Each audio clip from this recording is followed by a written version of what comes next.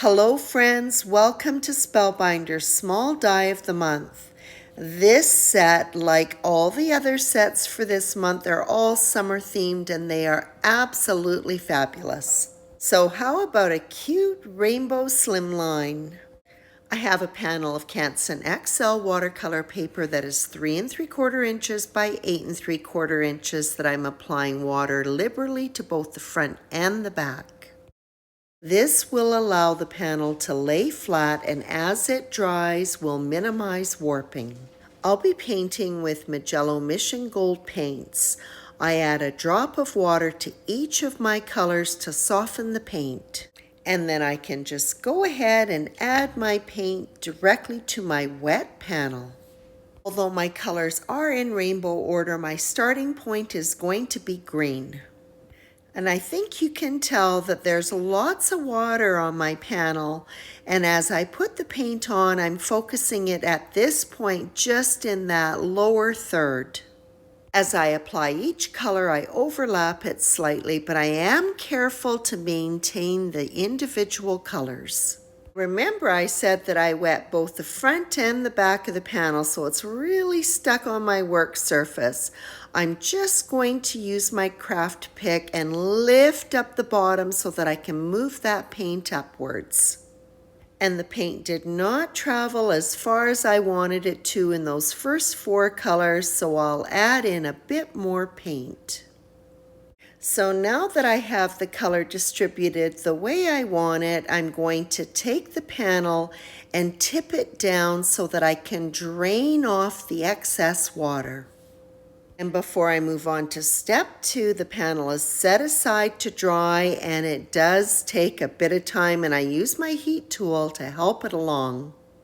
Now that the panel is dry, I'm going to add some additional texture by adding some water in the middle of each color and then simply dropping in additional paint, and as it dries, it will form some hard lines. Before I move on to the next color, I'll first hit it with the heat tool and dry it. And there you can see some nice hard edges that give it some depth and dimension.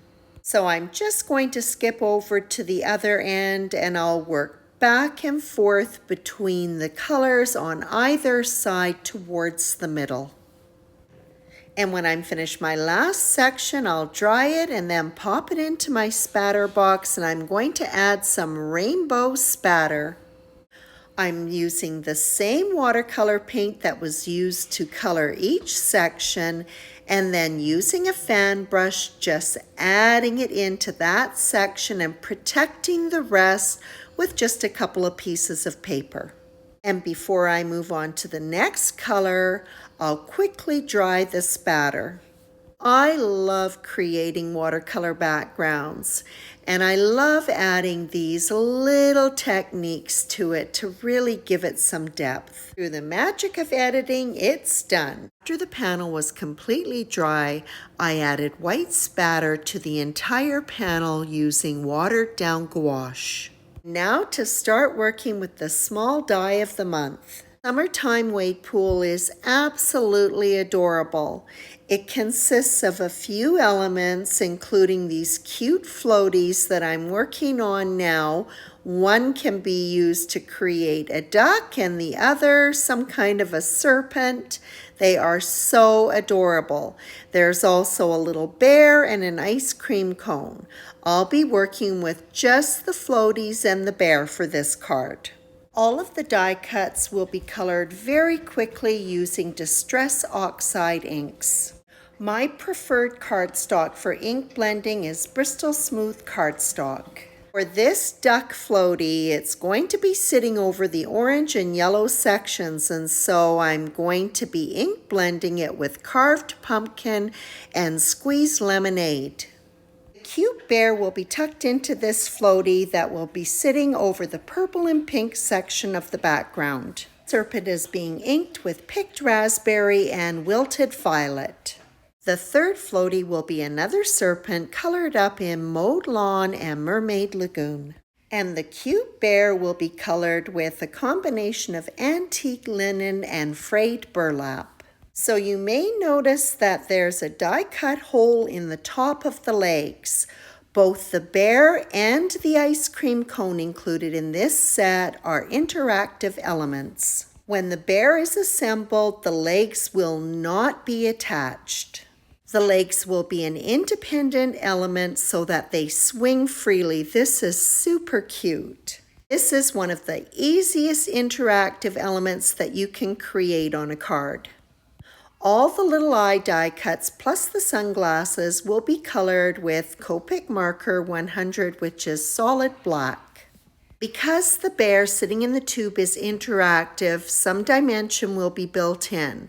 I wanted to also create dimension for the other two elements so that they look consistent. And I've die cut the tube from white sheet foam.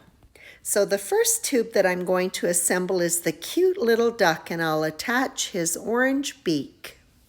Next, the adhesive is placed at the base of the neck and then the tube set on top. The wings are adhered to either side of that die cut opening in the center of the tube.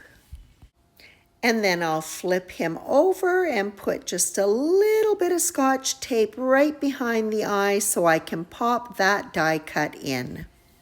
And this floaty is finished up by attaching it to the foam die cut tube. And the serpent tube is going to be assembled in much the same way, but first I add on his little tail. A small piece of Scotch tape is added to the back of the head. That eye die cut can be dropped in. A little bit of glue is added to the base of the neck, and then his head is attached to the tube. And then on either end of the tube, I can add in his little flippers. And like the first floaty, it's finished up with some foam backing. As I mentioned earlier, the bear is interactive and so he will not be fully assembled. I'll pop his snout on, his eye, cheek, and arms, and then we're ready to move on. And I almost forgot his shades, and I popped them on at the top of his head later. This cutie is going to be slipped into another one of those serpent floaties. The flippers in the head are attached to the tube. Looks like I forgot the tail, and then I can slip the body of the bear into the slit on the floaty. And I'll use a little bit of glue on the back between the floaty and the bear to hold everything in place. Back to the watercolor background. I've trimmed the panel down to 3.5 by 8.5 inches, and I've adhered it to the corner of some oversized black cardstock because I want a very thin black reveal. And I simply have to trim 2 sides on my panel to achieve this. It is then adhered to a card base that measures 3 3/4 by 8 3/4 inches. The elements are laid out, coordinating the color of the tubes with that of the background. I'll first adhere the foam-backed floaties to either end of the panel.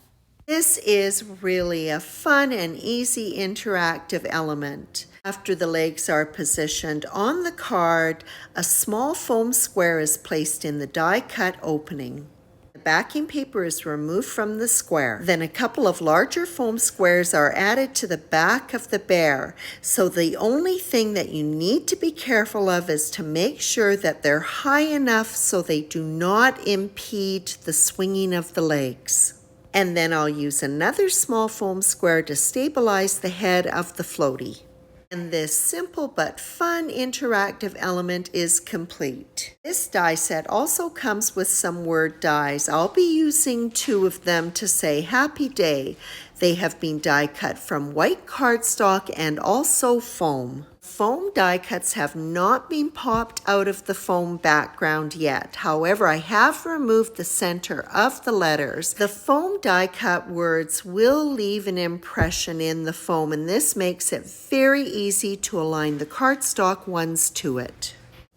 I use the openings in the letters with my craft pick to make any final adjustments to get them aligned. It is important that the adhesive is completely dry before the words are popped out. I'm using a white gel pen to add in a few dot details to the bear and the backs of the floaties. And then at the last minute, I decided to change my serpent to a duck-billed one. Using a craft pick to remove the excess foam from the sentiments and then line those up to the center top of the card. Thin stream of adhesive is added to the backs of the sentiments and then they are positioned. I have a bit of a thing about getting sentiments on straight, so I have to hold it up to get another perspective. Then this card is finished up with lots of bubbles. I'm using smooth, clear crystals. The adhesive will dry clear and all you will see is the color of the background. And that wraps up this fun slimline rainbow card featuring Spellbinders Small Die of the Month Summertime Wade Pool. This card was so much fun to make and I hope that you enjoyed the video. As always, I appreciate your visit.